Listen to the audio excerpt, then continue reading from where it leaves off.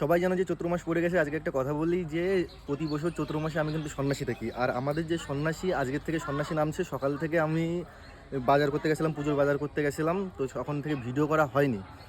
আর main কথা যে আজকের থেকে সন্ন্যাসী নামছে। আমি সারা চৈত্র মাসে কিন্তু নিরামিষ থাকি, ওই মানে মহাদেবের নামেই থাকি। তো আমি আর কিছুদিন পরে গোত্রটা চেঞ্জ করবো। এখন চেঞ্জ করবো না, মানে শিবগোত্রতে চেঞ্জ করতে হয়, আমাদের পাল্টাতে হয়, শিবগোত্র নিতে হয়। তো আমি এখন নিচ্ছি না, আমি 2-4 দিন পরে, মানে আমার কাজ আছে, কাজের পরেই আমি নেবো। তো চলো দেখা যাচ্ছে আমাদের ঠাকুর আজকে কী করে নামাই, সারাদিন তোমাদের সঙ্গে শেয়ার করছি।